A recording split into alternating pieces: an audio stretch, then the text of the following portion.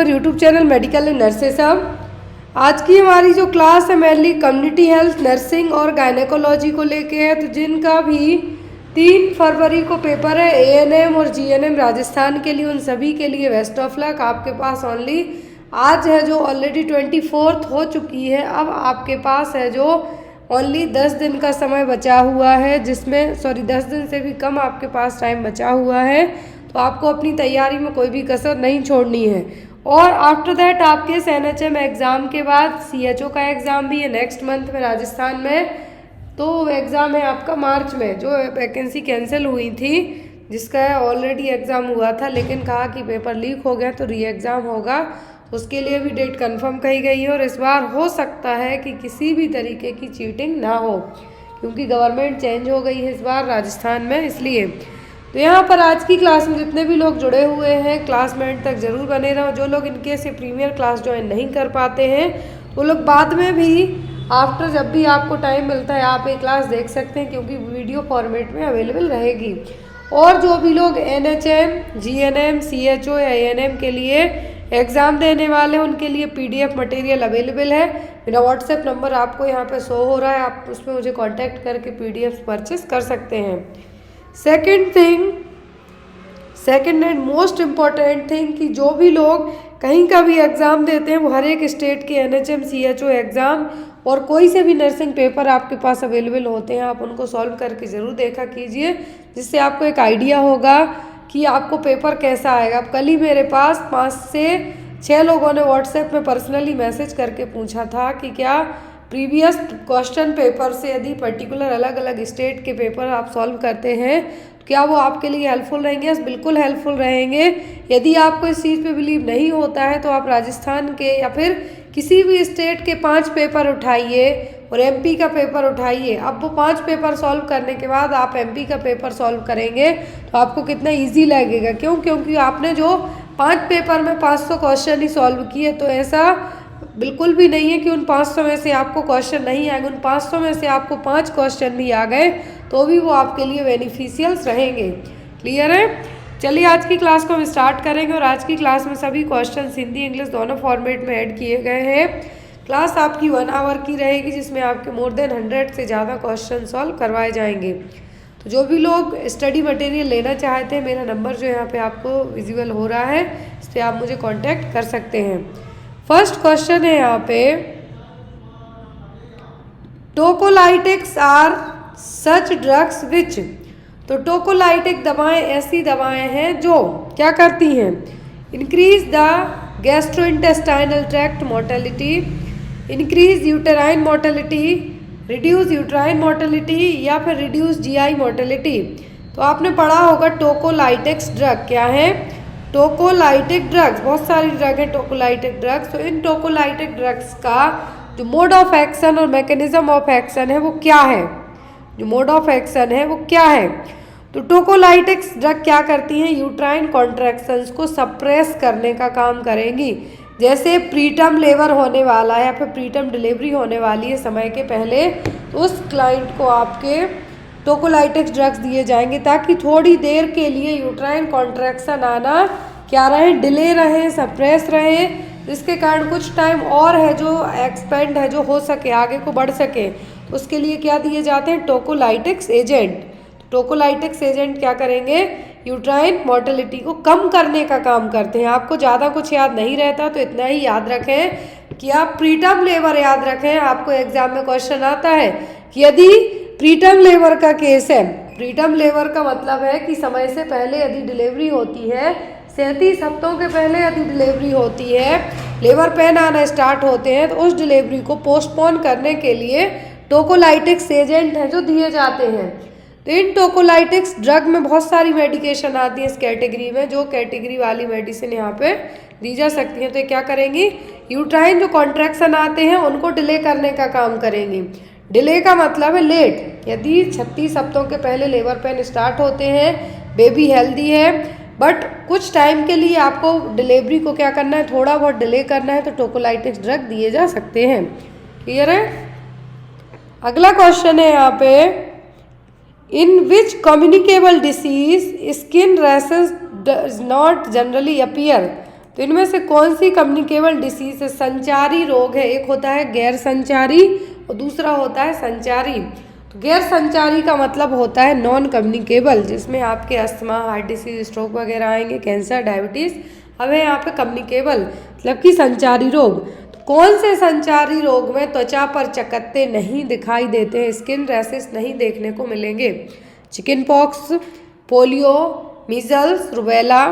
Chicken pox में होते हैं, मीजल्स में भी होते हैं, रुबेला में भी होंगे, तीनों में होंगे। और ये चारों की बात करें हम तो चारों वायरल क्या है? वायरल डिसीज है, वायरस के थ्रू होने वाली प्रॉब्लम है। तो यहाँ पर आपको जो यदि एग्जाम में रैसेस को लेके पूछे, पोलियो में किसी भी तरीके के रैसेस नहीं आते हैं। किसमें? पोलियो में किसी भी तरीके के रैसेस नहीं आएंगे। अब जो मीजल्स, रुबेला और चिकन पॉक्स है, इन तीनों का ट्रांसमिशन और मोड होता है क्या? ड्रॉपलेट न्यूक्लियाई, या फिर एयरबॉर्न भी आप कह सकते हैं, छींकने खांसने से होगा। पोलियो तो पोलियो होता है फीको ओरल रूट के थ्रू। एग्जाम में इनके मोड ऑफ ट्रांसमिशन भी पूछे जा सकते हैं। मीजल्स का तो एक एग्जाम में जो क्वेश्चन बेस्ट है नर्सिंग का, वो कॉप्लिक स्पॉट। कौन सी डिसीज में कॉप्लिक स्पॉट देखने को मिलेंगे? अगला क्वेश्चन है यहाँ पे आपको, whooping cough and diphtheria mainly spread by. तो वूफिंग कफ का मतलब होता है पर्ट्यूसिस या फिर 100 दिन की खांसी। डिप्थीरिया तो इसमें अपर रेस्पिरेटरी ट्रैक्ट में इन्फेक्शन होगा, उसी तरीके के साइन होंगे, सॉरी। तो यहाँ पर कौन से रूट के थ्रू फैलेगा? है deficiency of vitamin, virus, droplet infection या फिर पॉल्यूटेड वाटर। तो अब यहाँ पे आप वायरस नहीं कह सकते, आपको लगेगा कि वूफिंग कफ है और डिप्थीरिया वायरस के थ्रू होगा, तो नहीं। तो वूफिंग कफ होता है बॉर्डिटेला पर्ट्यूसिस नाम के बैक्टीरिया से, और डिप्थीरिया होता है कॉर्नी बैक्टीरियम डिप्थीरिया से। इससे वूफिंग कफ और पर्ट्यूसिस या फिर 100 दिनों की खांसी तो ये होता है बॉर्डिटेला पर्ट्यूसिस नाम के बैक्टीरिया से, और जबकि डिप्थीरिया होता है कॉर्नी बैक्टीरियम डिप्थीरिया नाम के किससे? बैक्टीरिया से। इसके लिए जो डायग्नोस्टिक टेस्ट होता है वो होता है सिक टेस्ट, एग्जाम में आपको आता है। अब यहाँ पर होगा किससे? तो फैलते हैं ड्रॉपलेट इन्फेक्शन से, छींकने खांसने के कारण। यदि कोई इन्फेक्टेड पर्सन आपके पास आके छींक खांस जाए, आपकी इम्यूनिटी वीक होगी तो आपको होने के चांसेस रहेंगे। अब यहाँ पे आपको वूफिंग कफ से 4 से 5 क्वेश्चन एग्जाम में बनते हैं। एक तो इसका दूसरा नाम तो होता है 100 दिन की खांसी या फिर पर्ट्यूसिस। दूसरा, जिन भी बच्चों को कन्वल्जन्स की फिट्स की समस्या होती है, उनको जो DPT containing pertussis content administer नहीं किया जाता और कन्वल्जन आ सकते हैं। तीसरा, वूफिंग कफ है और जो 100 दिनों की खांसी या पर्ट्यूसिस, जिन बच्चों की उम्र 2 साल से कम होती है उनको होने के चांसेस सबसे ज़्यादा होते हैं। और चौथा, सबसे ज़्यादा सर्दी खांसी जो विंटर सीजन होता है उस टाइम पे बच्चों को होने के चांसेस रहेंगे। यदि पॉजिटिव एजेंट पूछे तो वो क्या होगा यहाँ पे? बॉर्डिटेला पर्ट्यूसिस। डिप्थीरिया से तो डिप्थीरिया का पॉजिटिव एजेंट कॉर्नीबैक्टीरियम डिप्थीरिया। यदि इसके लिए आपको पूछे डायग्नोस करने के लिए स्वैब कहाँ से कलेक्ट किया जाएगा, तो थ्रोट से। तीसरा यहाँ पर इसका पॉजिटिव एजेंट तो वो कॉर्नीबैक्टीरियम डिप्थीरिया, और चौथा होता है सिक टेस्ट। क्लियर? अगला क्वेश्चन है यहाँ पे, malaria mainly affects which organ. तो मलेरिया में हमारा मेनली कौन सा ऑर्गन अफेक्ट होता है? लिवर, स्प्लीन, किडनी या फिर ब्रेन? यकृत, स्प्लीन, किडनी या फिर ब्रेन, कौन सा ऑर्गन अफेक्ट होता है मलेरिया में? मलेरिया में लिवर भी होता है लेकिन स्प्लीन भी अफेक्ट होता है, क्योंकि स्प्लीन है क्या है, जितनी भी आरबीसी का डिस्ट्रक्शन होता है क्या होगी, जो डिस्ट्रॉयड आरबीसी है जाके एक्सेसिव अमाउंट में कहाँ जाएंगे? स्प्लीन में। तो यहाँ पर स्प्लीन को क्या कहा जाता है? ग्रेवयार्ड भी कहा जाता है। किसके लिए? आरबीसी का ग्रेवयार्ड, तो स्प्लीन। तो स्प्लीन क्या होगी? इनलार्ज होगी, क्योंकि ज़्यादा आरबीसी डिस्ट्रक्शन के कारण। मलेरिया में जो ऑर्गन अफेक्ट होगा वो क्या होगा?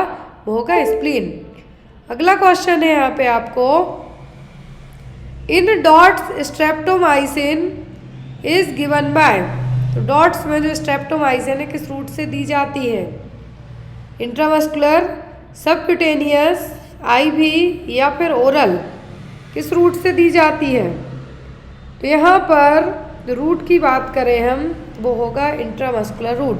डॉट्स में जो ओनली मेडिकेशन है आईएम रूट से दी जाती है वो ओनली स्ट्रेप्टोमाइसिन है। स्ट्रेप्टोमाइसिन को प्रेगनेंसी में नहीं दिया जाता है, टेरेटोजेनिक इफेक्ट कॉज कर सकती है, मतलब कि प्लेसेंटल बैरियर को क्रॉस करके बच्चे को हार्म पहुंचाने का काम कर सकती है। स्ट्रेप्टोमाइसिन के कारण ही 8वें नंबर की क्रेनियल नर्व भी डैमेज होती है।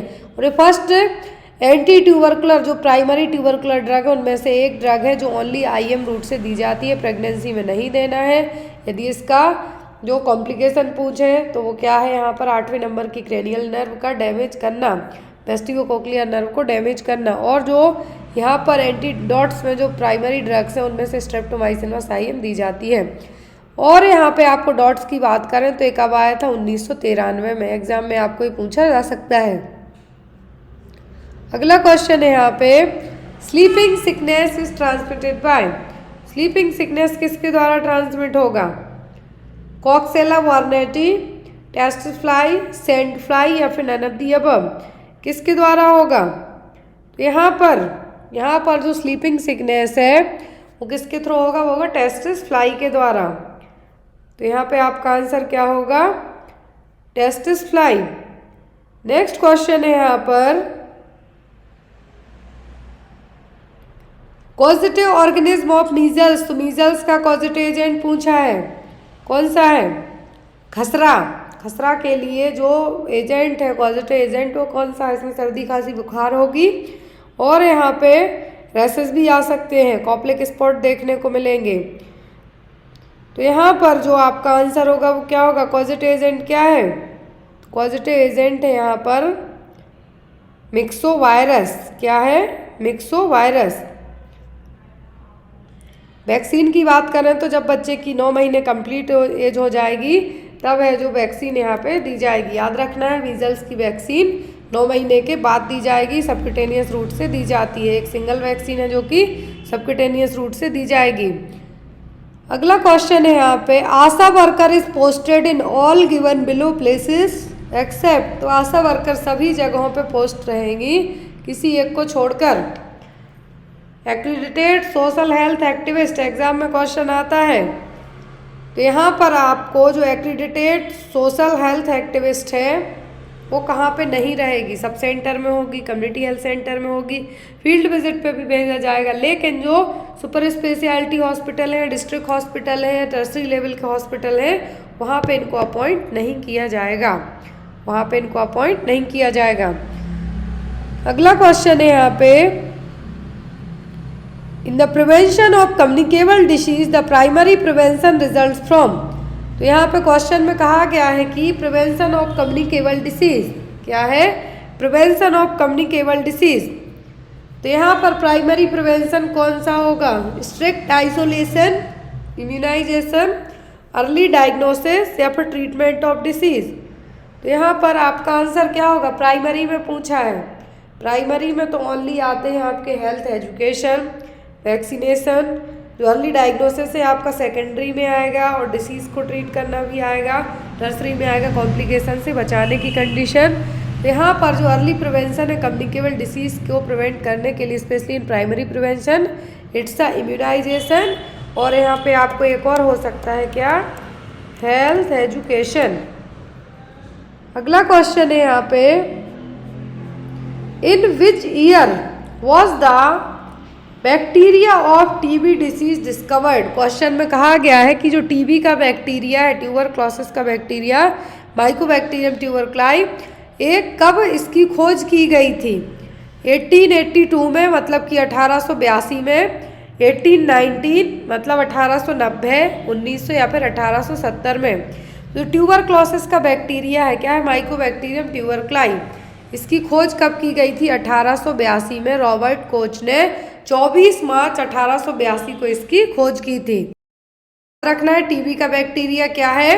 माइकोबैक्टीरियम ट्यूबरक्लाई। इसकी खोज कब की गई थी? 24 मार्च 1882 को रॉबर्ट कोच के द्वारा।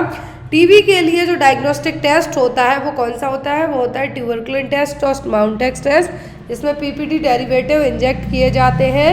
कहाँ पर? इंट्राडर्मल रूट के थ्रू। 10 mm इन ड्यूरेशन का जो सर्किल बनाया जाएगा, यदि फुली रेड होता है मतलब टीबी पॉजिटिव है। और यदि ज़्यादा लार्ज वे पे हम बात करें तो स्पुटम कल्चर के थ्रू है जो डायग्नोस की जाएगी। अगला क्वेश्चन है यहाँ पे, MUAC टेप और साके टेप यूज्ड फॉर, तो मिड अपर आर्म सर्कमफेरेंस क्या है, mid upper arm circumference tape या फिर इसी का दूसरा नाम होता है साके टेप। इसका इस्तेमाल किसके लिए किया जाता है, तापमान मापने के लिए, श्वसन दर नापने के लिए, एडिमा चेक करने के लिए मतलब स्वेलिंग चेक करने के लिए, या फिर कुपोषण स्तर को मापने के लिए, माल न्यूट्रिशन लेवल चेक करने के लिए, या फिर mid upper arm circumference check किया जाता है जिसका नाम है साके टेप।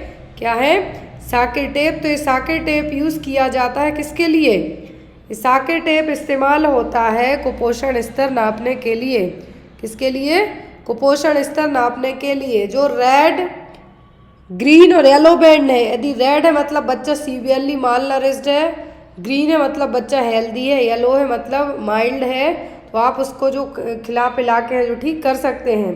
तो यहाँ पे आपको बेसिकली यही याद रखना है, MUAC या फिर साके टेप। और इसका इस्तेमाल किसके लिए किया जाता है, तो इसका इस्तेमाल किया जाता है यहाँ पे जो कुपोषण स्तर है और माल न्यूट्रिशन लेवल है उसको चेक करने के लिए। क्लियर। अगला क्वेश्चन है यहाँ पे,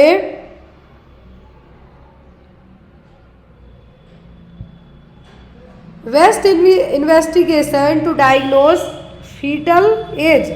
यदि LMP भूल गए हैं और पता नहीं है कि फीटस की एज कितनी होगी, उसको पता करने के लिए सबसे सही तरीका कौन सा होगा, फीटल एज को पता करने के लिए सही तरीका कौन सा होगा। तो फीटल एज के लिए जो सबसे सही तरीका क्या होगा, एमनियोसेंथेसिस तो बिल्कुल भी नहीं है। एमनियोसेंथेसिस के थ्रू एमनियोटिक फ्लूइड को बाहर निकाला जाएगा, किसके लिए, डायग्नोसिस करने के लिए कि कुछ क्रोमोसोमल एबनॉर्मलिटीज़ या कुछ और एनामलीज डेवलप तो नहीं हो रही हैं। ना ही एक्सरे से, इवन प्रेगनेंसी में एक्सरे करने को अवॉइड कहा जाता है। फंडल हाइट मेजरमेंट से हो सकता है कि फीटल जो एज है, फीटल एज है और जो आपकी फंडल हाइट है वो अलग आए। सीरियल अल्ट्रासाउंड मतलब अल्ट्रासोनोग्राफी से पता चलेगा कि फीटस की एज कितनी हो सकती है। जो आप जब भी कोई भी सोनोग्राफी देखेंगे उसमें आता है बेस्ड ऑन द LMP और एक आता है based on the USG gestational age. तो यहाँ पर जो सीरियल अल्ट्रासाउंड होंगे उसके थ्रू पता चल सकता है कि जो फीटस की एज है कितनी है। नेक्स्ट क्वेश्चन है यहाँ पे, fever, whooping cough, body ache are the clinical features of. तो बुखार होना, खांसी आना, पूरी बॉडी में दर्द होना है, किसके क्लिनिकल फीचर्स हैं, डिप्थीरिया के, पर्ट्यूसिस के, मीजल्स के या फिर मम्स के। तो यहाँ पे वूफिंग कफ लिख दिया है तो आपको ज़्यादा कंफ्यूज ही नहीं होना, सीधा सीधा आंसर आपका आएगा पर्ट्यूसिस। क्योंकि खांसी सर्दी तो आपको डिप्थीरिया में भी हो सकती है, सर्दी खांसी बुखार डिप्थीरिया में हो सकता है, लेकिन वूफिंग कफ कहा गया है। तो यहाँ पर वूफिंग कफ जब वर्ड आ जाए मतलब कि क्या है, यह है पर्ट्यूसिस। क्या है, पर्ट्यूसिस। अगला क्वेश्चन है यहाँ पे, how many years albendazole medicine is given. तो एल्बेंडाजोल दवाई कितने वर्ष के बाद दी जाती है, 1 वर्ष के बाद, 2 वर्ष के बाद, 5 वर्ष के बाद या फिर 6 महीने के बाद। तो एल्बेंडाजोल मेडिकेशन है जो कब दी जाती है, तो एल्बेंडाजोल मेडिकेशन है, क्या है, एल्बेंडाजोल मेडिकेशन है जो कब दी जाती है। तो एल्बेंडाजोल मेडिकेशन दी जाएगी कब, 1 साल की उम्र के बाद। बिफोर 1 ईयर बच्चे को एल्बेंडाजोल नहीं देना है, याद रखें ये चीज़, बिफोर 1 ईयर है जो बच्चे को एल्बेंडाजोल नहीं देना है। तो यहाँ पर यदि देने की बात करें हम तो कब दी जा सकती है, 1 साल की उम्र के बाद। और ये क्या है, ये है जो कृमि वर्म होते हैं उनको मारने की दवाई है। और एल्बेंडाजोल कैसे काम करती है मैंने आपको कई क्लासेस में बताया है। जो भी आपके अंदर वर्म है उनको ज़रूरत पड़ती है ग्लूकोज की एनर्जी के लिए, जैसे आपको होती है। एल्बेंडाजोल जाके क्या करेगी, उन कीड़ों को तो कुछ नहीं करेगी, बस उनके पास जो ग्लूकोज जा रहा है वहाँ पे एक बैरियर का काम करेगी। जब उन कीड़ों के पास, वर्म के पास ग्लूकोज नहीं जाएगा, उनको एनर्जी नहीं मिलेगी, मर जाएंगे और फीकल मटेरियल के थ्रू बाहर आ जाएंगे। बहुत ही सिंपल सा फंडा है इस मेडिसिन का।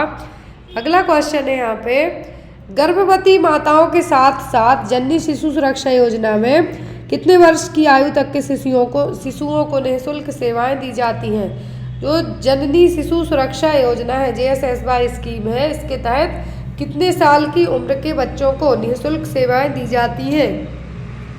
Birth to 30 days, birth to 3 months, birth to 1 year या फिर बर्थ टू 6 मंथ। गर्भवती माताओं के साथ साथ जननी शिशु सुरक्षा योजना के तहत 1 साल की उम्र तक के बच्चे को है जो फ्री सेवाएं दी जाती हैं। क्या है? फ्री सेवाएं दी जाती हैं। अब अगला क्वेश्चन भी JSS की स्कीम को लेके है। अब इसकी यहाँ पे लॉन्च डेट पूछी है। तो यहाँ पर क्वेश्चन में है कि भारत में जननी शिशु सुरक्षा कार्यक्रम कब शुरू किया गया था? When was the जननी शिशु सुरक्षा कार्यक्रम लॉन्च्ड इन इंडिया? 1 जून 2011 में, 1 जुलाई 2012, 1 अगस्त 2011 या फिर नन ऑफ द अबव। तो जननी शिशु सुरक्षा कार्यक्रम इसको लाया गया था मैटरनल और न्यूनेटल मोर्टेलिटी रेट को कम करने के लिए, और ये कब आया था? 1 जून 2011 को।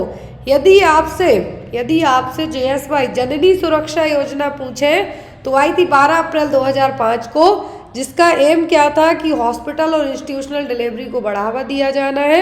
इसमें कुछ लो परफॉर्मिंग स्टेट थे और कुछ हाई परफॉर्मिंग स्टेट थे। बेस्ड ऑन दैट आशा जो वर्कर थी उनको अलग अमाउंट दिया गया जो हाई परफॉर्मिंग स्टेट थे, और जितने भी लो परफॉर्मिंग स्टेट थे मतलब LPW स्टेट, तो यहाँ पर इन स्टेट में है जो माँ को और जो आशा वर्कर प्रेग्नेंट लेडी को हॉस्पिटल और इंस्टीट्यूशन तक लेके जाएगी उसका अमाउंट है जो अलग दिया गया था। तो ये चीज़ आपको एग्जाम में बार बार पूछी जाती है, स्पेशली JSY स्कीम और JSS के स्कीम।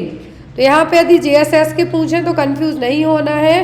दोनों का एम जो JSY है इसका एम था मैटरनल मोर्टेलिटी रेट को कम करना, जो कि सबसे ज़्यादा मैटरनल मोर्टेलिटी रेट का रीज़न क्या होता है? पोस्टपार्टम हेमरेज या फिर हेमरेज और ब्लीडिंग। अब वो ड्यूरिंग डिलीवरी या फिर आफ्टर द डिलीवरी किसी में भी कंसीडर की जा सकती है। अगला क्वेश्चन है यहाँ पर, when the World No Tobacco Day is celebrated? विश्व तंबाकू निषेध दिवस कब मनाया जाता है? वर्ल्ड नो टोबैको डे, तो जो विश्व तंबाकू निषेध दिवस, इसमें आपको एग्जाम में या तो इसकी थीम पूछ सकते हैं। निषेध दिवस है या फिर वर्ल्ड नो टोबैको डे है, हम कब मनाते हैं? 31 मई को। कब मनाते हैं? 31 मई को। तंबाकू में ऐसा क्या पाया जाता है जिसके कारण इसके कारण ओरल कैंसर होता है। और ओरल कैंसर के लिए आपको यदि एग्जाम में पूछे कि सबसे ज़्यादा होने के चांसेस किसको रहेंगे, तो जो लोग तंबाकू या फिर गुटखा च्यू करते हैं उनको है जो सबसे ज़्यादा चांसेस होते हैं किसके? ओरल कैंसर होने के। तो 3 चीज़ें याद रखनी है। पहला, तंबाकू में क्या पाया जाता है? निकोटिन। दूसरा, 31 मई को है जो हम हर साल World No Tobacco Day celebrate करते हैं। और यहाँ पर जो लास्ट आपका एग्जाम में आता है इसकी थीम आपको पूछी जा सकती है। कभी कभी थीम एग्जाम में आपको आती है, तो 2023 की थीम थी ग्रो फूड नॉट टोबैको। अगला क्वेश्चन है यहाँ पर, when world tuberculosis day is celebrated? अब यहाँ पर टीबी के लिए थीम पूछी गई है, डे पूछा गया है कि हम हर साल विश्व तपेदिक दिवस, क्या है? विश्व तपेदिक दिवस है जो कब मनाते हैं? ऑप्शन में है यहाँ पर 21 मार्च, 24 मार्च, 12 मई या फिर 21 जून। तो हम हर साल है जो कब मनाते हैं? तो यहाँ पर आपका आंसर क्या होगा? 24 मार्च को। यदि थीम की बात करें हम, थीम क्या थी 2023 में, और अभी सेम एज यही है क्योंकि नई थीम अपडेट नहीं की गई आई थिंक। तो यहाँ पर जो थीम थी वो क्या थी? वो थी yes we can end the TB, yes we can end the TB. यदि हम इसके प्रोग्राम की बात करें तो नेशनल टीबी कंट्रोल प्रोग्राम आया था कब? 1962 में, 1962 में। रिवाइज्ड टीबी कंट्रोल प्रोग्राम की बात करें RNTCP तो आया था 1997 में। आपको एग्जाम में क्वेश्चंस आते हैं इसलिए मैंने यहाँ पे छोटे छोटे ऐड कर दिए हैं। नेक्स्ट है यहाँ पर,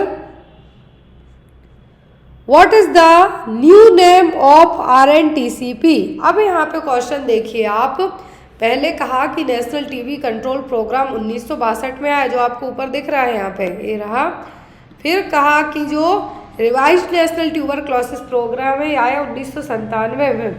फिर आफ्टर दैट कुछ समय के बाद इसका नाम भी बदल दिया गया, RNTCP का नाम बदल दिया गया। Revised national tuberculosis control programme का नाम बाद में क्या रखा गया? तो इसका नाम रखा गया national tuberculosis elimination programme NTEP RNTCP का नाम बदल के क्या कर दिया गया, नेशनल ट्यूबरक्लोसिस एलिमिनेशन प्रोग्राम 2020 में। कब किया गया, 2020 में। और टारगेट रखा गया, डेवलपमेंट गोल रखा गया कि 2025 तक हमें भारत को टीबी मुक्त बनाना है। कब तक, 2025 तक।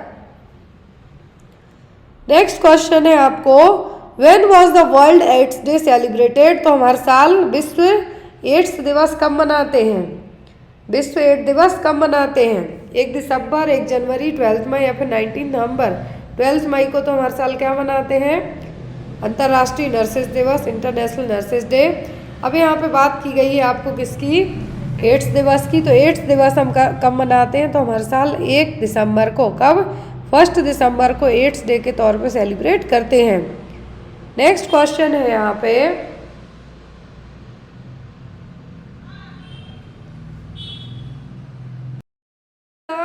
Recommended daily dosages of folic acid और pregnant women to prevent neural tube defect in the foetus.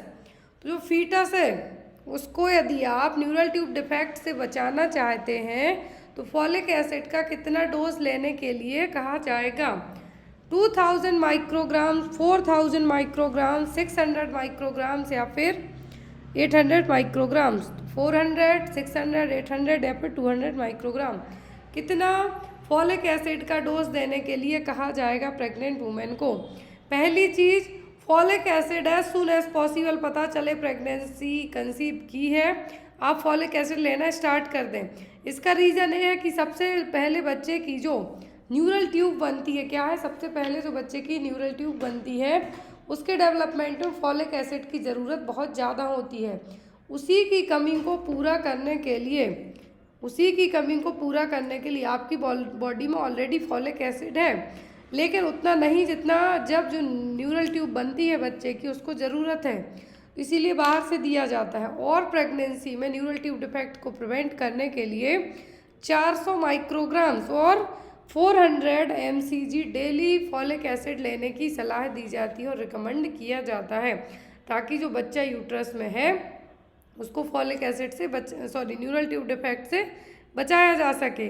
लेकिन यदि आपको एक और दिमाग में क्वेश्चन में आता है कि यदि आपने 3rd ट्राइमेस्टर से फॉलिक एसिड लिया तो क्या ये हेल्पफुल रहेगा, ये आपको हेल्पफुल रहेगा एनीमिया के लिए। किसके लिए, एनीमिया के लिए आयरन और फॉलिक एसिड हेल्पफुल रहेगा। लेकिन बच्चे के लिए, जो बच्चे की न्यूरल ट्यूब के लिए ज़रूरी है, या आप 3rd ट्राइमेस्टर में लेंगे तो उसके लिए हेल्पफुल नहीं होगा, क्योंकि बच्चे की न्यूरल ट्यूब तुरंत ही बनती है। सबसे पहले जो डेवलपमेंट होता है किसका होता है, न्यूरल ट्यूब का होगा। और न्यूरल ट्यूब के लिए ही एक एंटी स्कैनिंग की जाती है, जो कि 11वें से 14वें वीक में की जाती है। इसका भी मैंने एक शॉर्ट वीडियो अपलोड किया है, तो प्लीज़ जाके चेक कीजिए। न्यूरल ट्यूब डिफेक्ट का पता कैसे चलता है, तो वो चलता है अल्फ़ा फीटोप्रोटीन के लेवल से। किससे, जो NTD न्यूरल ट्यूब डिफेक्ट है यहाँ पर, वो अल्फ़ा फीटोप्रोटीन का लेवल जब ज़्यादा होता है, क्या है, अल्फ़ा फीटोप्रोटीन, यदि इसका लेवल क्या है, इंक्रीज्ड है, मतलब बच्चे को न्यूरल ट्यूब डिफेक्ट है, कम है तो डाउन सिंड्रोम है, नॉर्मल है तो कुछ नहीं है। तो ये सभी चीज़ें आपकी बेसिकली किस में आती हैं, यदि बच्चे का एज सून एज जो एंटी स्कैन आप करवाते हैं। एक और आप यहाँ पे देखिए, एक टर्म और आपको आना चाहिए जिसको हम बोलते हैं नचल ट्रांसल्यूसेंसी स्कैनिंग। क्या है, नचल ट्रांसल्यूसेंसी स्कैनिंग। अभी किया कब जाता है, 8 to 14 वीक्स के ड्यूरेशन में, जब आपके 13 वीक या फिर आप यहाँ पे ये भी कह सकते हैं 13 वीक्स एंड 6 डेज, ये भी आप यहाँ पे इस तरीके से भी काउंट कर सकते हैं। यदि ये चीज़ यहाँ पर है, दैट मीन्स आपको इस टाइम पे एंटी स्कैनिंग कराना है। और इस एंटी स्कैनिंग से आप डाउन सिंड्रोम का पता करने के साथ साथ बच्चे को कुछ क्रोमोसोमल एब्नॉर्मलिटीज़ डेवलप तो नहीं हो रही, वो सब भी यहाँ पे आपका आ जाएगा। क्लियर। नेक्स्ट क्वेश्चन है आपका, which of the following vaccine is recommended for pregnant women to protect both the mother and the newborn from influenza. तो तो कौन सी वैक्सीन है बच्चे को प्रिवेंट करेगी इन्फ्लुएंजा से?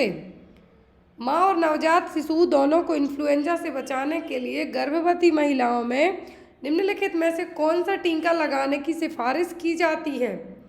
MMR measles mumps rubella, varicella, tetanus diphtheria and pertussis, inactivated influenza vaccine. पहली चीज़, जब बच्चा यूट्रस में हो तो उस टाइम पर माँ के लिए रूबेला वैक्सीन तो कॉन्ट्राइंडिकेट ही रहती है, तो ये MMR नहीं लगेगी। ना ही चिकन पॉक्स वैक्सीन लगेगी जो वेरिसेला के लिए है। DPT लगती है लेकिन इन्फ्लुएंजा से बचाने का काम ये नहीं करेगी। इन्फ्लुएंजा से जो बचाएगी वो क्या होगी? इनएक्टिवेटेड इन्फ्लुएंजा वैक्सीन, जिसको आप कहेंगे फ्लू शॉट। क्या कहेंगे? Flu shot. फ्लू शॉट से जो, और एक चीज़ और आप ध्यान से सुने कि जो एक सिंगल, जो पहले तो इन्फ्लुएंजा की जो वैक्सीन है वो नेज़ल स्प्रे के थ्रू दी जाती थी।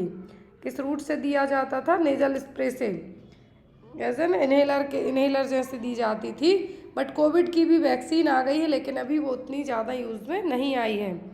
Next is, which of the following condition is a severe form of high blood pressure that can occur during pregnancy and can be life threatening for both the mother and the baby? निम्नलिखित में से कौन सी स्थिति उच्च रक्तचाप का एक गंभीर रूप है जो गर्भावस्था के दौरान हो सकती है, माँ और बच्चे दोनों के जीवन के लिए खतरा हो सकती है, लाइफ थ्रेटनिंग सिचुएशन कॉज कर सकती है? हाई BP की प्रॉब्लम है जो कि माँ को प्रेगनेंसी में हुई है, लेकिन यहाँ पर ये माँ बच्चे दोनों के लिए रिस्की है। Gestational diabetes, pre eclampsia, ectopic pregnancy या फिर प्लेसेंटा है जिसमें माँ और बच्चे दोनों के लिए रिस्की है वो। पहली चीज़ जेस्टेशनल डायबिटीज़। तो जेस्टेशनल डायबिटीज़ जो फर्स्ट ऑप्शन है, इसका मतलब होगा प्रेगनेंसी में हाई ब्लड शुगर होना, लेकिन आफ्टर दैट क्या हो जाता है? सबसाइड हो जाता है। In pregnancy high blood sugar. Pre eclampsia क्या है? प्री एक्लेम्सिया में BP हाई होगा, प्लस प्रोटीन यूरिया होगा, प्लस ब्लड विजन होगा, प्लस इक्लेम्टिक फिट्स आएंगी जिसको आप कहेंगे कन्वल्जन्स। क्या कहेंगे? कन्वल्जन्स। इसके साइन हो गए। एक्टोपिक प्रेगनेंसी में अदर देन क्या है? अदर देन जो फीटस है, इम्प्लांटेशन जनरली कहाँ पे होता है? यूट्रस में। अदर देन यूट्रस में मोस्टली होते हैं कहाँ पर? फैलोपियन ट्यूब्स में, जिसको आप एक्टोपिक प्रेगनेंसी भी कह सकते हैं। फिर आता है प्लेसेंटा प्रीविया। तो प्लेसेंटा प्रीविया में प्लेसेंटा कहाँ पर रहेगा? लोअर सेगमेंट में। कहाँ पर? लोअर सेगमेंट में। सर्विक्स का जो लोअर सेगमेंट है वहाँ पर। तो यहाँ पर इसके क्या है? टर्म्स है। यदि जेस्टेशनल डायबिटीज़ है तो वो क्या है? प्रेगनेंसी में हाई ब्लड शुगर का लेवल है। यहाँ पर जब किसी लेडीज़ को हाई ब्लड शुगर लेवल हो रहा हो और BP हाई हो रहा हो, तब एक केस इतना ज़्यादा डिफ़िकल्ट हो जाता है कि BP को आप कंट्रोल करेंगे कि ब्लड शुगर लेवल को, दोनों इवन कभी कभी शूट आउट होके क्या हो जाता है? इवन डेथ भी हो जाती है। जो शुगर के पेशेंट होते हैं उनकी डेथ ब्लड शुगर लेवल बढ़ने के साथ साथ हाई BP से भी होती है। फिर आता है एक्टोपिक प्रेगनेंसी। तो एक्टोपिक प्रेगनेंसी में जो नॉर्मली इम्प्लांटेशन यूट्रस में होता है आफ्टर फर्टिलाइजेशन, फैलोपियन ट्यूब के एम्पुला पार्ट में हो गया। फिर यहाँ पर एक्टोपिक प्रेगनेंसी में लेकिन क्या होगा? अदर देन यूट्रस, मतलब कब मोस्टली होती है 70% फैलोपियन ट्यूब में। कभी कभी सर्विक्स के यहाँ पे भी इम्प्लांटेशन हो जाता है, कभी कभी एम्पुला के यहाँ पे भी हो जाएगा। तो ये सब क्या है? Ectopic pregnancy.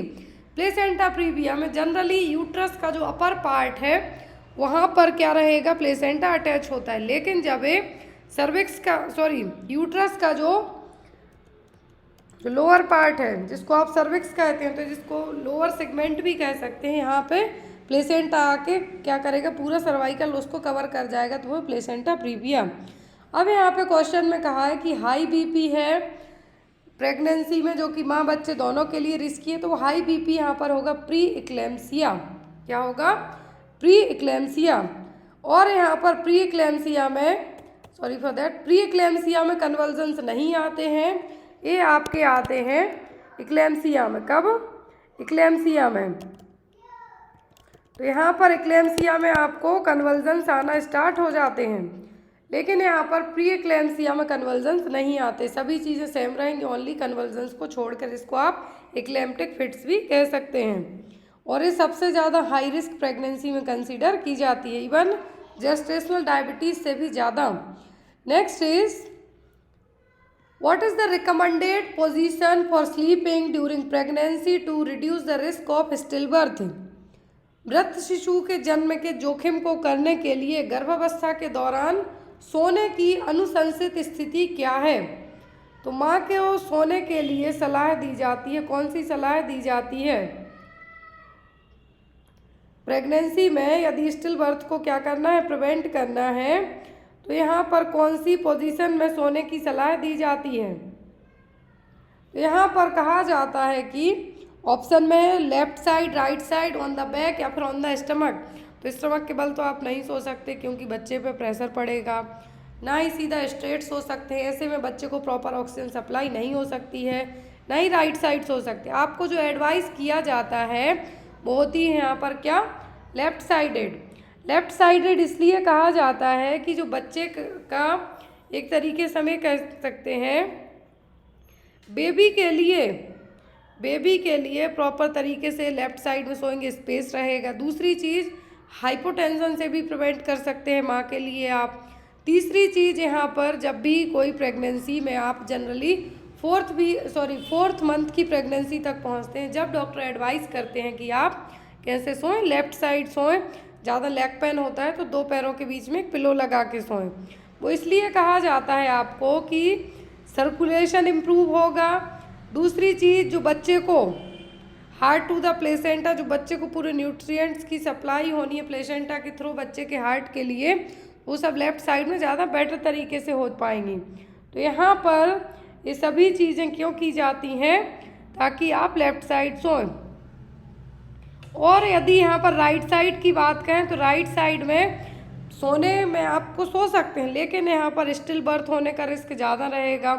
दूसरी चीज़ फीटल ग्रोथ नहीं हो पाएगी, फीटल ग्रोथ नहीं होगी, बच्चा लो बर्थ वेट पैदा होगा। तो इन सभी चीज़ों को प्रिवेंट करने के लिए तो यहाँ पर क्या है आपका answer? On the left side. Next is what is the reason behind to given stool softener after vaginal delivery of women. तो डिलीवरी के बाद क्या है? डिलीवरी के बाद किसी भी लेडीज़ को स्टूल सॉफ्टनर दिए जा रहे हैं, तो ये क्यों दिए जा रहे हैं? To prevent the bleeding, to prevent from straining, it recover episiotomy tears या फिर इट कॉन्ट्रैक्ट द यूट्रस।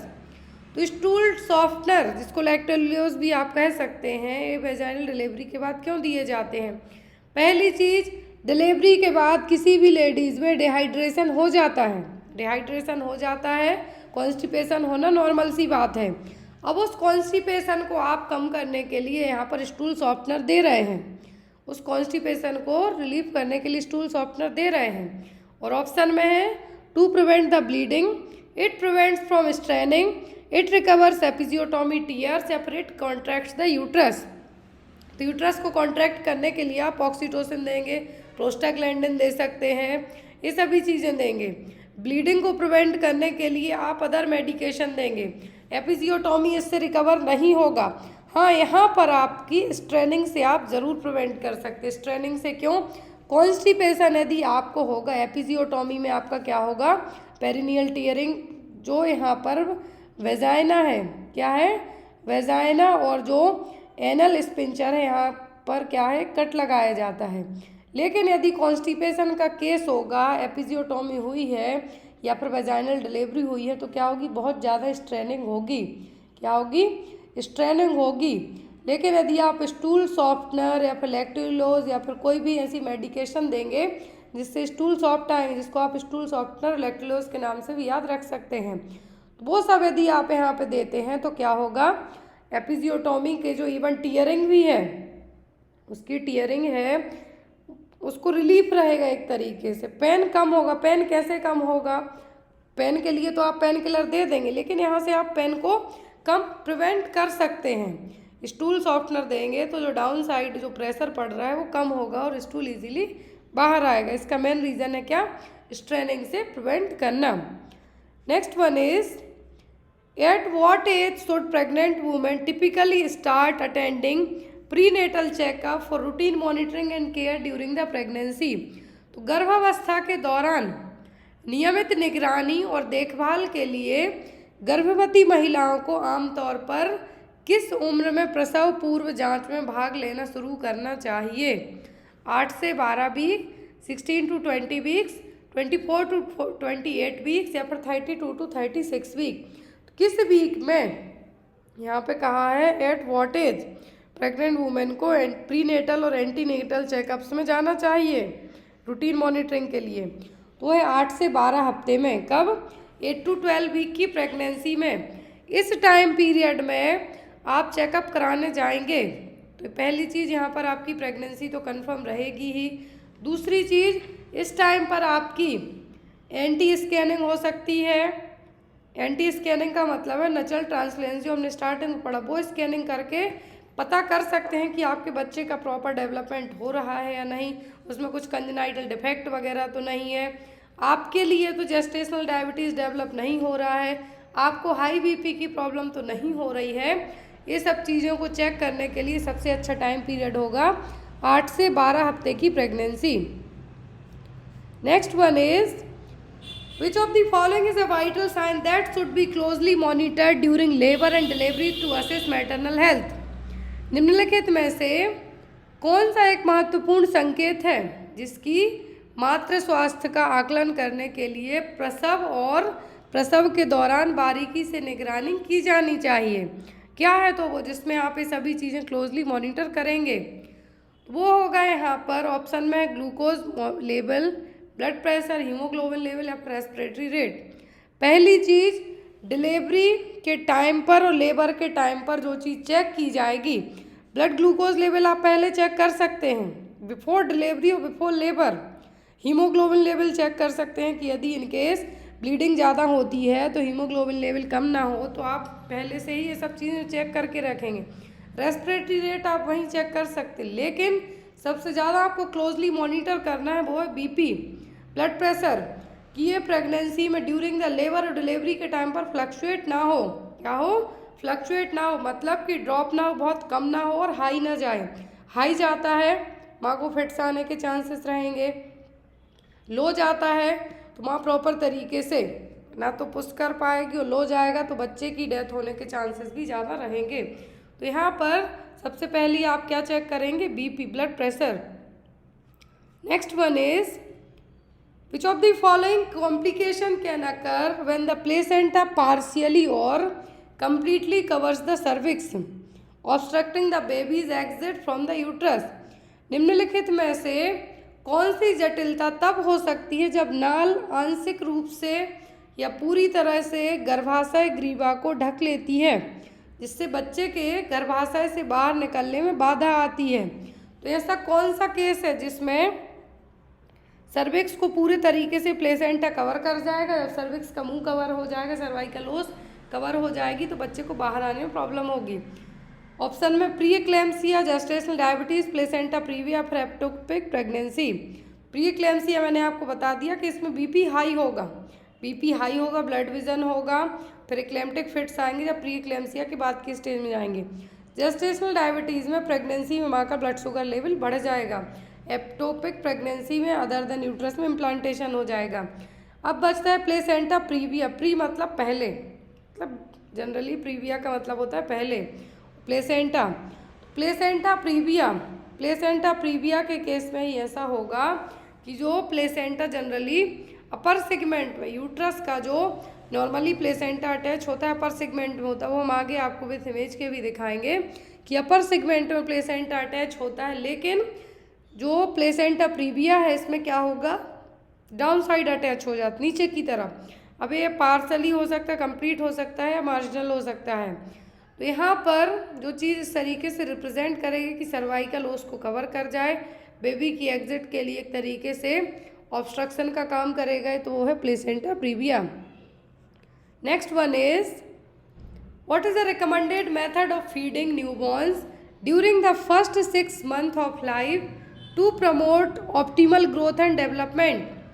तो यहाँ पर कौन सी मेथड है जो न्यूबॉर्न बेबी को फर्स्ट 6 मंथ ऑफ लाइफ के लिए प्रमोट करेगी ग्रोथ और डेवलपमेंट के लिए, इष्टतम वृद्धि और विकास को बढ़ावा देने के लिए जीवन के पहले 6 महीनों के दौरान नवजात शिशुओं को खिलाने की अनुशंसित विधि क्या है? Formula feeding, complementary feeding, exclusive breast feeding या फिर बॉटल फीडिंग। बहुत ही ईजी क्वेश्चन है। वो है कि पहले 6 महीने तक की बात की जा रही है, जिसमें बच्चे की ग्रोथ डेवलपमेंट भी अच्छी होगी, तो वो होगा ओनली एक्सक्लूसिव ब्रेस्ट फीडिंग। इस मतलब एक्सक्लूसिव ब्रेस्ट फीडिंग का मतलब होता है ओनली ब्रेस्ट मिल्क। क्या है? ओनली ब्रेस्ट मिल्क, इसके अलावा कुछ भी नहीं। कॉम्प्लीमेंट्री फीडिंग का मतलब है 6 मंथ का जब बच्चा हो जाए, after 6 month of as,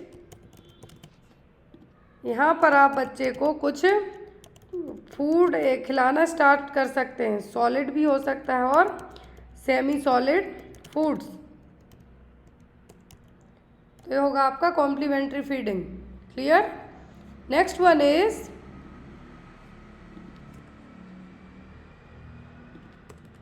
which of the following is a chronic condition characterized by high blood sugar level in pregnant women who have not previously been diagnosed with diabetes। तो यहाँ पर कौन सी कंडीशन है? क्रॉनिक मतलब लंबे समय से है, जिसमें हाई ब्लड शुगर लेवल हो रहा है प्रेगनेंसी में, लेकिन इसके पहले उसको कभी डायग्नोस नहीं हुई है क्या? शुगर और डायबिटीज़। तो क्या कहलाएगा? निम्नलिखित में से कौन सी एक पुरानी स्थिति है जो गर्भवती महिलाओं उक्त उच्च रक्त शर्करा के स्तर की विशेषता है, इन्हें पहले मधुमेह का निदान नहीं हुआ, मतलब पहले डायबिटीज़ डायग्नोस नहीं हुई है? Pre eclampsia, gestational diabetes, eclampsia या फिर प्रीटर्म लेबर। कौन सा केस है यहाँ पर जिसमें high blood sugar level pregnancy में क्या है? डायग्नोस हुआ है, लेकिन पहले डायग्नोस नहीं हुआ डायबिटीज़, तो वो जेस्टेशनल डायबिटीज़। जैसा मैंने आपको बताया कि प्रेगनेंसी में हाई ब्लड शुगर लेवल का होना, और हाई ब्लड शुगर लेवल में जो बच्चे पैदा होते हैं, जेस्टेशनल डायबिटीज़ वाले बच्चे होते हैं, वो क्या होते हैं? लार्ज साइज होते हैं, 4 kg से भी उनका ज़्यादा वेट रहता है। Next is what is the term used to describe the spontaneous loss of pregnancy before the 20th week of gestation. यदि 20 वीक की प्रेगनेंसी के पहले, क्या है? 20 वीक की प्रेगनेंसी के पहले प्रेगनेंसी लॉस हो जाए, गर्भाधारण के 20वें सप्ताह से पहले गर्भावस्था के सहज नुकसान को वर्णन करने के लिए किस शब्द का प्रयोग किया जाता है? Pre term birth, pre term birth, still birth, ectopic pregnancy या फिर मिसकैरेज। क्या यूज़ किया जाएगा? तो वो होगा आपका यहाँ पर मिसकैरेज और अबॉर्शन। क्या है? मिसकैरेज। स्टिल बर्थ का मतलब है कि बच्चे की डेथ होना, फीटल डेथ इन यूट्रस। यहाँ पर आप ये भी कह सकते हैं कि फीटल डेथ इन यूट्रस, वो कहलाता है स्टिल बर्थ। प्री टर्म का मतलब है कि before 37 weeks of gestation. Before 37 weeks of gestation के क्या है? प्रीटर्म बर्थ का मतलब बिफोर 37 वीक्स ऑफ जेस्टेशन के डिलीवरी का हो जाना, वो है प्रीटर्म बर्थ। स्टिल बर्थ का मतलब फीटल डेथ इन यूट्रस, और एक्टोपिक प्रेगनेंसी का आपको मैंने बता ही दिया है। तो यहाँ पर जो आपका आंसर होगा वो क्या होगा? वो होगा आपका मिसकैरेज और अबॉर्शन। तो अकॉर्डिंग टू MTP एक्ट, अब क्या है? Medical termination of MTP। तो MTP एक्ट पूछें तो 1971, अकॉर्डिंग टू दैट 20 वीक तक की प्रेगनेंसीज को ही यहाँ पर परमिशन दी जाती है। किसकी? अबॉर्शन की। अब अबॉर्शन की परमिशन 20 वीक तक तब दी जाती है जब यहाँ पर या तो रेप के थ्रू प्रेगनेंसी हुई हो, और यहाँ पर यदि प्रेगनेंसी एक्सीडेंटल हुई हो, या फिर बच्चे को कुछ कंजेनाइटल डिफेक्ट हो तब। अमेंडमेंट एक्ट आया है, क्या है? MTP अमेंडमेंट जो एक्ट है, अमेंडमेंट एक्ट के अकॉर्डिंग यहाँ पर 24 वीक्स, यदि अमेंडमेंट एक्ट में पूछे तो 24, और ओनली MTP एक्ट पूछे तो 20 week. Next one is how many stage.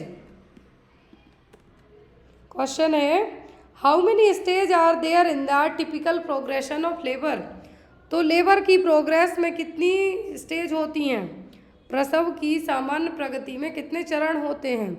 2 stage, 3 stage, 4 stage या फिर 5 स्टेज। तो टिपिकली प्रोग्रेशन ऑफ लेबर में कितनी स्टेज होती हैं? Total 4 stage. कितनी? Total 4 stage. पहली डायलेटेशन, दूसरी बेबी एक्सपल्सन, तीसरी प्लेसेंटल एक्सपल्सन और चौथी कौन सी? ऑब्जर्वेशनरी स्टेज। तो यहाँ पर कितनी होती हैं? 4 स्टेज होती हैं टोटल, तो आपका आंसर होगा 4 stage. Next one is during which stage of labour does the cervix dilate and efface allowing the baby to move into the birth canal.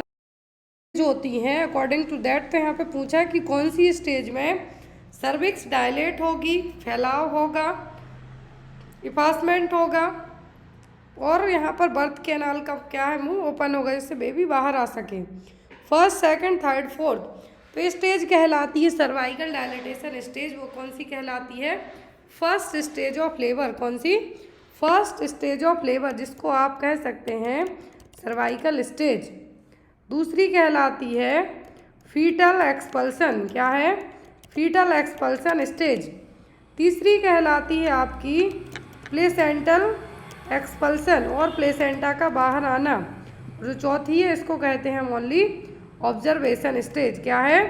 Observation stage. तो यहाँ पर क्या हो गई? 4 स्टेज हो गई। तो सर्विक्स डायलेट के लिए पूछे आपसे तो आपको क्या कहना है? सर्वाइकल डायलेटेशन की स्टेज कौन सी है? वो है आपकी फर्स्ट स्टेज, सेकंड बेबी के बाहर आने वाली स्टेज, तीसरी प्लेसेंटा। और यहाँ पर फर्स्ट स्टेज में 0 से 10 सेंटीमीटर तक सर्विक्स डायलेट होती है। कितना? 0 to 10 सेंटीमीटर तक जो कार्डिनल मूवमेंट है लेबर के, वो भी फर्स्ट स्टेज में होंगे। सेकंड स्टेज में बेबी बाहर आता है और इसी स्टेज में क्राउनिंग देखने को मिलती है। क्या? क्राउनिंग। तीसरी स्टेज में प्लेसेंटा बाहर आता है। यदि प्लेसेंटा 30 मिनट तक बेबी के बाहर आने के बाद 30 मिनट तक बाहर नहीं आया, तब मैनुअली फंडल मसाज की जाती है। और यदि ऐसे में भी नहीं आया, तब यहाँ पर इस चीज़ को कंसीडर किया जाता है क्या? Retained placenta. या फिर प्लेसेंटा कुछ बाहर आ गया, कुछ अंदर रह गया, तब भी उसको क्या कहेंगे? Retained placenta. Next is what is the main characteristics of second stage of labour. तो यहाँ पर सेकंड स्टेज ऑफ लेबर के कैरेक्टर क्या है? मुख्य विशेषताएं। प्रसव के दूसरे चरण की मुख्य विशेषता क्या है? Full cervical dilatation 10 centimetres, onset of regular contractions, delivery of baby after delivery of the placenta. बहुत ही इजी क्वेश्चन है, तो वो होगा आपका डिलीवरी ऑफ द बेबी। क्या है delivery of the baby? Second stage पूछा। इसका थर्ड पूछते तो कहते delivery of placenta.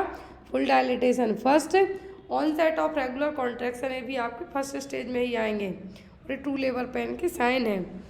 Next is which stage of labour involve the delivery of placenta in membrane. तो कौन सी स्टेज में लेबर की कौन सी स्टेज में क्या होगा? यहाँ पर प्लेसेंटा और मेम्ब्रेन दोनों की डिलीवरी होगी। First, second, third, fourth. तो ये होगा तीसरी स्टेज में। कब? तीसरी स्टेज में प्लेसेंटल एक्सपल्सन के। क्या है? प्लेसेंटल एक्सपल्सन के यहाँ पर साइन पूछे जाते हैं। क्या है? साइन पूछे जाते हैं कि क्या देखने को। ये जो क्लासिकल साइन होते एक होता है ब्लड बहुत ज़्यादा फास्ट, जो गस ऑफ वेजाइनल ब्लड, मतलब वेजाइना के यहाँ पे बहुत ज़्यादा ब्लड आ जाएगा। दूसरी चीज़ यूट्रस है जो ऊपर की तरफ जाएगी और एक ग्लोबुलर शेप में हो जाएगी। कौन सी? ग्लोबुलर शेप में। Umbilical cord lengthening outside the vagina. तीसरा है यहाँ पर कि जब आप लोअर सेगमेंट को क्या करेंगे? प्रेस करेंगे यूट्रस के, तब भी कॉर्ड रिट्रैक्ट नहीं होगी। तो ये सब किसके क्लासिकल साइन है? प्लेसेंटल सेपरेशन और एक्सपल्सन के। Next is what is the medical term used to describe the thinning out of the cervix during the labour. Labour के दौरान, प्रसव के दौरान गर्भाशय ग्रीवा के पतले होने का वर्णन करने के लिए किस चिकित्सीय शब्द का उपयोग किया जाता है? Thinning out of the cervix during the labour. Thinning out of the cervix क्या टर्म यूज करेंगे? Cervical effacement, cervical dilatation, cervical presentation या फिर सर्वाइकल इंगेजमेंट। तो यहाँ पर thinning out of the cervix ये टर्म कहलाता है सर्वाइकल इफासमेंट। क्या है? सर्वाइकल इफासमेंट मतलब बच्चे का जब हेड इंगेज्ड होता है, उसके बाद धीरे धीरे फैलाव देखने को मिलेगा किसमें, सर्विक्स में। वो चीज़ कहलाती है एफासमेंट। क्या है? एफासमेंट। तो इसको आप क्या कहेंगे? Cervical effacement. Next one is which stage of labour is often referred to as the rest and recovery period immediately following the child birth. तो बच्चे के डिलीवर होने के तुरंत बाद, immediately after the child birth, rest and recovery period कौन सी stage कहलाएगी लेबर की? प्रसव के किस चरण को अक्सर बच्चे के जन्म के तुरंत बाद आराम और पुनः प्राप्ति अवधि के रूप में जाना जाता है? फर्स्ट स्टेज, सेकेंड, थर्ड या फिर fourth stage? Rest and recovery वाला पीरियड कहलाता है कौन सा? Fourth stage of labour. कौन सा? चौथी स्टेज है जो लेबर की, वो कहलाएगी, जिसको आप ऑब्जर्वेशनरी स्टेज और रेस्ट एंड रिकवरी पीरियड के नाम से भी जान सकते हैं। Next is at what point labour is amniotic sac typically ruptured releasing the amniotic fluid. प्रसव के दौरान किस बिंदु पर एमनियोटिक थैली आमतौर पर फट जाती है जिससे एमनियोटिक द्रव निकलने लगता है? In the first stage during active labour, in the second stage during pushing down, in the third stage during placental delivery, it can happen at any point during the labour. पहली चीज़ जो amniotic sac है, जिसको आप amniotic sac कहते हैं, इसमें amniotic fluid भरा रहेगा। अब यहाँ पर दो केसेस होते हैं। आप जब हॉस्पिटल, इनकेस आपने लेबर वार्ड में ड्यूटी लगी हो तो आपको पता होगा कि कुछ लेडीज़ कंप्लेन करती हुई आती हैं कि उनका फ्लूइड लीक होना स्टार्ट हो गया है। तब यहाँ पर फ्लूइड लीक होने का मतलब, फ्लूइड लीक हो रहा है, वो हो सकता है कि आपको कभी कभी यूरिन भी पास हो जाती है क्योंकि प्रेशर इतना ज़्यादा है ब्लडर पर। दूसरी चीज़, जो एक प्लग बन जाता है प्रेगनेंसी के टाइम पर, यूट्रस से बच्चा बाहर ना निकले, इसीलिए सर्वाइकल कैप और सर्विक्स के यहाँ पे एक प्लग का फॉर्मेशन होता है म्यूकस के थ्रू। वो भी जैसे जैसे डायलिटेशन होगा, बेबी नीचे की तरफ पुश करता है, तो ये क्या होगा, धीरे धीरे उसमें से कभी कभी ब्लड आना स्टार्ट हो जाता है। वो प्लग है जो खुलेगा, एक तरीके से हम कहेंगे मुंह ओपन करने के लिए वो बाहर आता है, तो उसको भी एमनियोटिक फ्लूइड समझ लेते हैं, बट ऐसा नहीं होता है। तो एमनियोटिक जब सैक रप्चर होगा तो जो अचानक से, मान लीजिए किसी भी मटके को फोड़ेंगे तो एक एक दो दो बूंद पानी नहीं आएगा, पूरे में फैल जाएगा। सेम एज चाहे बलून में, आप कोई बलून ले लीजिए, बलून ज़्यादा बेटर रहेगा, बलून में आप होल करेंगे किसी भी पिन से तो फट जाएगा। ऐसे ही एमनियोटिक सैक रहेगा तो अचानक से यदि फटेगा, क्या है, अचानक से यदि फटेगा तो जो एमनियोटिक फ्लूइड रिलीज होगा तो कैसा होगा, ड्यूरिंग द लेबर के टाइम पर ही। इनकेस मान लीजिए एमनियोटिक सैक आपका आपने लेबर इंड्यूस की, उस टाइम पर नहीं हुआ, तो इंटरनल एग्जामिनेशन के टाइम पे डॉक्टर को लगता है कि फीटल हेड एंगेज्ड होते आ रहा है, तब भी इंटरनल एग्जामिनेशन करके भी उस एमनियोटिक सैक को क्या कर दिया जाता है, रप्चर कर दिया जाता है। उसको आप क्या कहेंगे, आर्टिफिशियल रप्चर ऑफ मेम्ब्रेन। क्या है, आर्टिफिशियल रप्चर ऑफ मेम्ब्रेन। लेकिन यदि ये टाइम के पहले, तो आप क्या कहेंगे, प्री टर्म। क्या है, प्री टर्म, एक टर्म यूज लग जाए, प्री टर्म वर्ड यूज हो जाएगा आपका। फिर यहाँ पर आपका इनकेस जो मेम्ब्रेन रप्चर हो गई, मान लीजिए कि लेबर रूम के पहुँचने के पहले ही एमनियोटिक सैक फट गया, रप्चर हो गया, फ्लूइड बाहर आ गया, तब आप क्या करेंगे? ऐसे केस में डॉक्टर वेजाइनल डिलीवरी के लिए ज़्यादा टाइम तक वेट एंड वॉच नहीं करते हैं, as soon as possible emergency में LSCS करके बच्चे को बाहर निकाल देते, क्योंकि इस फ्लूइड में बच्चा क्या है, सेफ रहता है। यदि अब इस एमनियोटिक फ्लूइड के बिना बच्चा ज़्यादा देर तक अंदर रहा तो उसको इन्फेक्शन होने के चांसेस बढ़ जाएंगे, यूट्रस में भी इन्फेक्शन हो सकता है, तो इसलिए बच्चे को क्या किया जाता है, तो बाहर निकाला जाता है। आई होप आपको छोटे छोटे टर्म समझ में आए हो। Next one is during which stage of labour does the baby rotate to an anterior position facing the mother's back to facilitate easier passage through the birth canal. प्रसव के किस चरण के दौरान शिशु जन्म नहर के माध्यम से आसान मार्ग की सुविधा के लिए माँ की पीठ की ओर मुंह करके पूर्व काल की स्थिति में घूमता है? फर्स्ट, सेकंड, थर्ड, या फिर it can happen at any point during the labour. तो यहाँ पे कहा है कि बेबी रोटेशन होने का काम, एंटीरियर पोजीशन में रोटेट होने का काम है, जो एंटीरियर पोजीशन माँ के बैक से और बर्थ कैनाल में इजीली बाहर आ जाए तो ये किसी भी स्टेज में कर सकता है।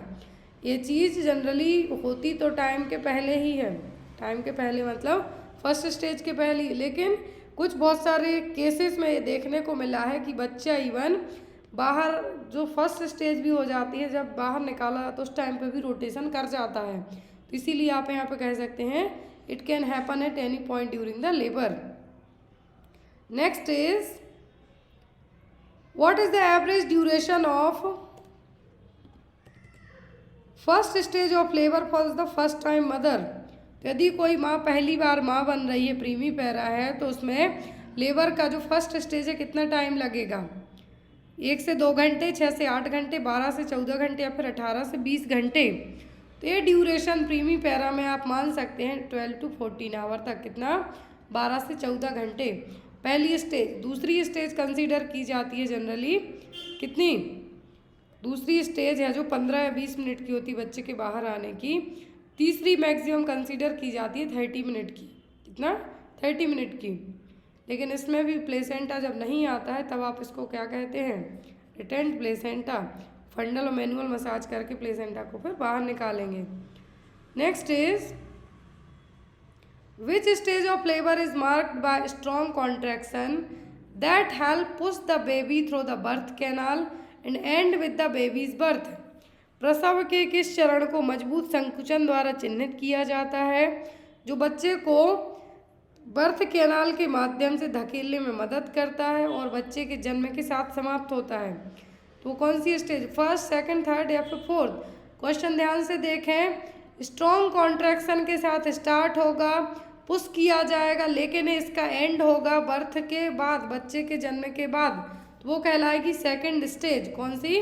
Second stage of labour. First में डायलेटेशन हो जाएगा, लेकिन यदि कंटिन्यूअस कॉन्ट्रैक्शन नहीं आएंगे तो बच्चा नीचे की तरफ पुश डाउन होकर बाहर नहीं आ पाएगा। तो क्या है यहाँ पर? Second stage of labour. Next is placenta previa is condition where the placenta is located. तो प्लेसेंटा प्रीविया ऐसी कंडीशन है जिसमें प्लेसेंटा कहाँ पर होगा? On the anterior uterine wall, on the posterior uterine wall, in the upper segment of uterus, in the lower segment of uterus, partially or completely covering the cervix। तो यहाँ पर कौन सी कंडीशन है जिसमें प्लेसेंटा प्रीविया कंसीडर होगा? जब यहाँ पर प्लेसेंटा लोअर सेगमेंट में अटैच हो जाए, पार्शियली भी और कंप्लीटली, जो कि सर्विक्स को कवर कर जाए, तो वो कहलाएगा आपका क्या? Placenta previa. कौन सा? Placenta previa. Next is most common symptom of placenta previa. तो प्लेसेंटा प्रीविया के कॉमन सिम्टम क्या हैं? Severe abdominal pain, vaginal bleeding usually painless, severe headache and visual disturbances या फिर decreased fetal movement. Placenta previa के जो common symptoms हैं उनमें से एक होता है classical vaginal bleeding but without the pain, मतलब पेनलेस। पेनलेस वेजाइनल ब्लीडिंग भी कह सकते हैं। तो होगी यहाँ पर आपकी क्या? वेजाइनल ब्लीडिंग यूजुअली पेनलेस, पता ही नहीं चलेगा, दर्द नहीं हो रहा, ब्लीडिंग हो रही है। और ये होती है कब? मोस्ट ऑफ दी केसेस में प्लेसेंटा प्रीविया देखने को मिलता है। एंटीपार्टम हेमरेज का जो रीज़न होता है वो यही है। Next is placenta previa is usually diagnose through. तो यहाँ पर प्लेसेंटा प्रीविया को पता कैसे करेंगे कि है या नहीं? Maternal blood pressure monitoring, fetal heart rate monitoring, physical examination and ultrasound या फिर एमनियोसेंथेसिस। तो कैसे डायग्नोस होगा प्लेसेंटा प्रीविया? तो वो यहाँ पर प्लेसेंटा प्रीविया में माँ के बीपी से पता नहीं चलेगा, फीटल हार्ट रेट थोड़ा बहुत इधर उधर होगी, लेकिन यहाँ पर एमनियोसेंथेसिस आप ऐसे टाइम पे नहीं कर सकते। दैट मीन्स इंटरनल असेसमेंट तो आप कर ही नहीं सकते हैं, और ज़्यादा ब्लीडिंग होगी, इवन कभी कभी बच्चे की डेथ यूट्रस में ही हो सकती है। आप यहाँ पर फिजिकल एग्जामिनेशन और अल्ट्रासाउंड, प्लेसेंटा प्रीविया के केस में कभी भी वेजाइनल एग्जामिनेशन मतलब फिंगर टू फिंगर असेसमेंट या फिर इंटरनल एग्जामिनेशन नहीं किया जाता, अवॉइड करने को कहा जाता है। तो यहाँ पर आप फिजिकल एग्जामिनेशन और अल्ट्रासाउंड की हेल्प से पता कर सकते हैं। Next is which of the following is a high risk factor for developing placenta previa. Placenta previa होने का हाई रिस्क फैक्टर क्या हो सकता है? ऑप्शन में है maternal age above 30 year, previous caesarean section, adequate prenatal nutrition, high maternal haemoglobin level. तो placenta previa develop होने के लिए जो चीज़ रिस्पॉन्सिबल हो सकती है वो सकती है प्रीवियस सिजेरियन सेक्शन। क्या है? Previous caesarean section. माँ की एज 35, ए प्लेसेंटा प्रीविया माँ की एज कम भी है तब भी हो सकता है। यहाँ पर प्रीनेटल न्यूट्रिशन लेने से या फिर ना लेने से इसका कोई कनेक्शन नहीं रहेगा। हाई मैटरनल हीमोग्लोबिन से भी नहीं होगा। यहाँ पर जो होगा वो होगा प्रीवियस सिजेरियन सेक्शन से। किससे? यदि प्रीवियसली आपका LSCS किया गया है तो यहाँ पर आपको प्लेसेंटा प्रीविया होने के चांसेस हो सकते हैं। Next is in case of complete placenta previa the placenta completely covers the. यदि प्लेसेंटा प्रीविया कंप्लीट है तो प्लेसेंटा किसको पूरे तरीके से कवर करेगा? Cervix, uterine fundus, lower uterine segment या एमनियोटिक सैक को। तो यहाँ पर प्लेसेंटा प्रीविया में यदि प्लेसेंटा कवर करेगा पूरे तरीके से तो होगा सर्विक्स। क्या होगा? सर्विक्स। लोअर यूट्राइन सेगमेंट है, सर्विक्स ही कहलाएगा यहाँ पर, क्योंकि जो लोअर पार्ट होता है सर्विक्स यूट्रस का वो क्या कहलाता है यहाँ पर? Cervix.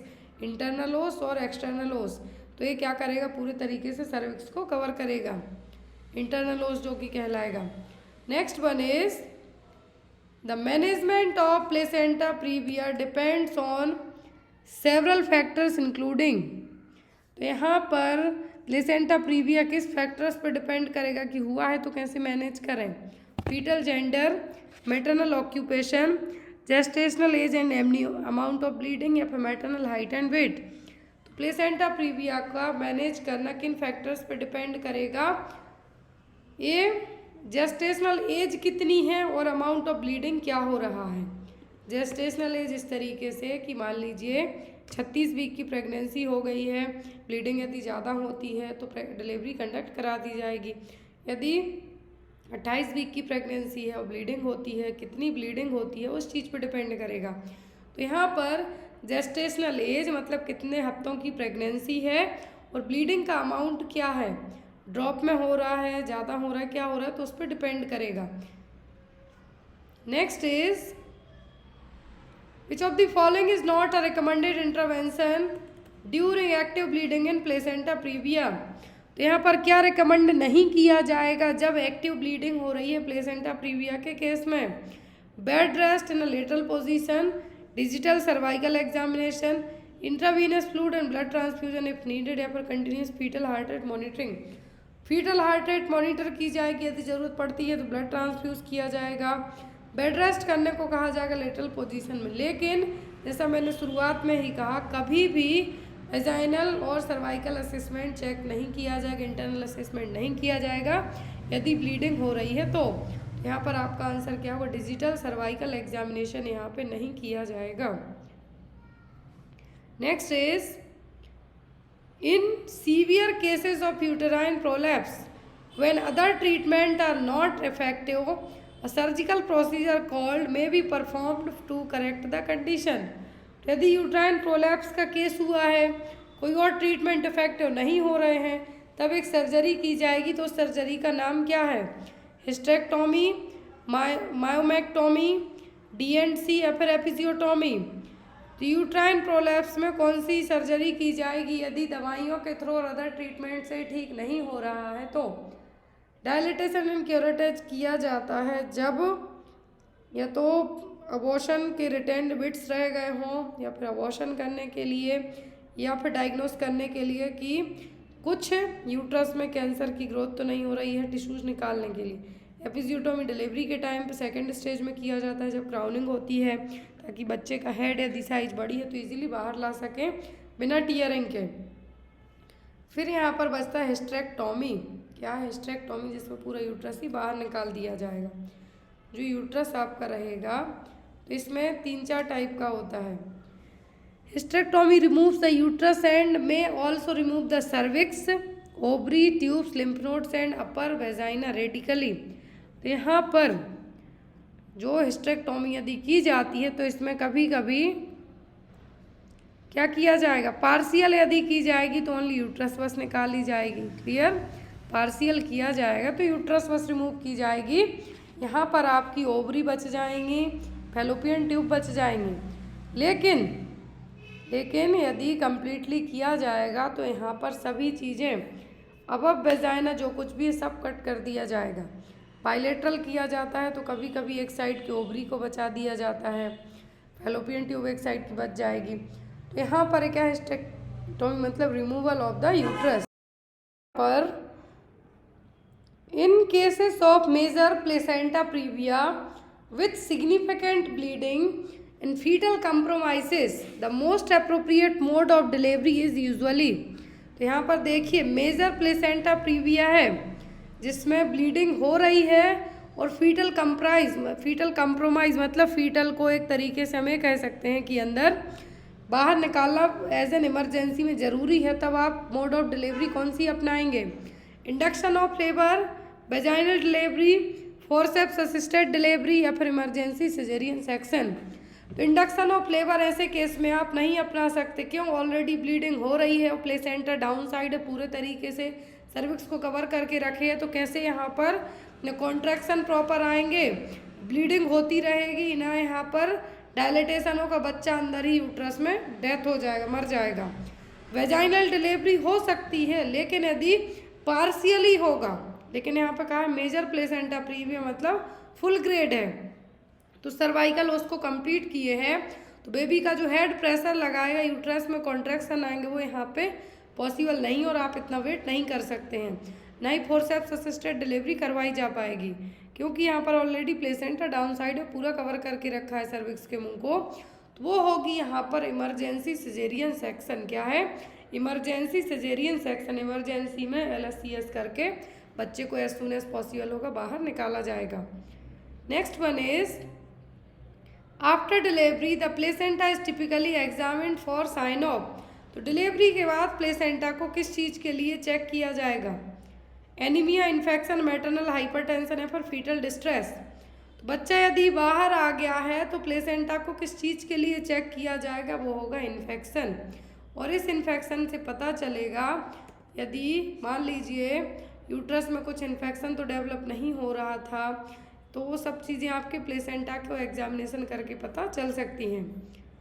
Next one is placenta previa can be associated with which of the following complication for the baby.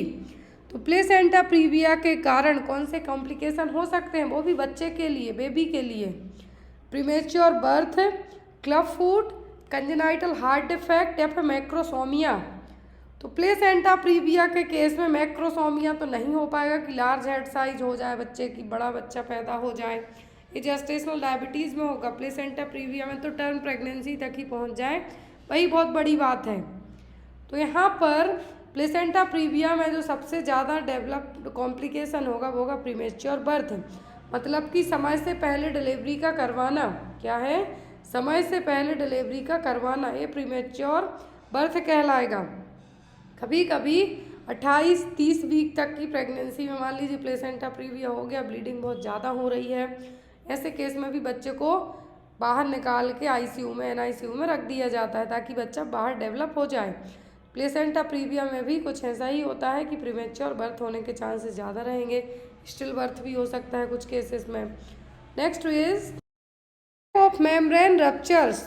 तो जो बैग ऑफ मेम्ब्रेन है वो कब रप्चर होगा, before full dilatation of cervix, after full dilatation of cervix या फिर after head is engaged और with excessive so.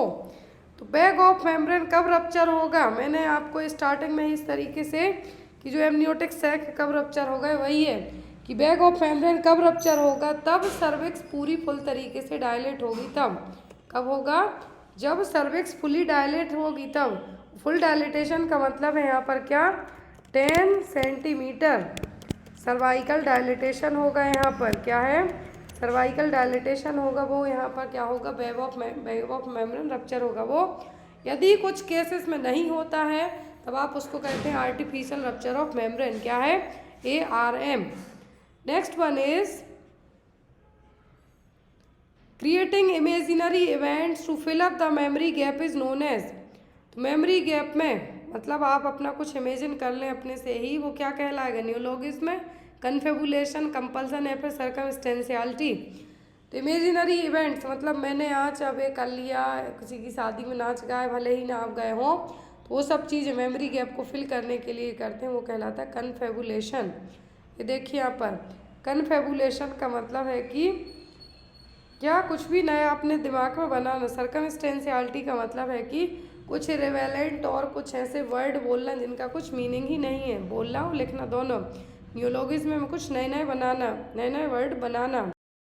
Clean practices under strategies for elimination of neonatal status include all except, तो 5 clean practice अपनाई जाएंगी neonatal tetanus को eliminate करने के लिए किसी एक को छोड़कर। Clean surface of delivery, clean hand of the attendant, new blade for cord cutting या फिर क्लीन द एयरवे। तो 5 क्लीन प्रैक्टिस हैं, क्या हैं? 5 क्लीन प्रैक्टिस हैं न्यूनेटल टिटनेस को एलिमिनेट करने के लिए, लेकिन क्लीन एयरवे को छोड़कर। जो 5 क्लीन चेन आपने पढ़ी है, देखिए WHO की जो 5 क्लीन चेन्स है, क्लीन अटेंडेंट्स हैंड, जो डिलीवरी अटेंड कर रहा है उसके हाथ क्लीन होना चाहिए, डिलीवरी सरफेस क्लीन होना चाहिए, जो कॉर्ड कट करते हैं वो इंस्ट्रूमेंट, जो रेजर ब्लेड और जो क्लैंप है वो क्लीन होना चाहिए, जो क्लीन स्ट्रिंग है कॉर्ड टाई के लिए वो भी होना चाहिए, और जिस कपड़े में आप माँ बच्चे को लपेटते हैं वो भी क्लीन होना चाहिए। तो ये क्या है? 5 क्लीन चेन हो गई अकॉर्डिंग टू WHO के। नेक्स्ट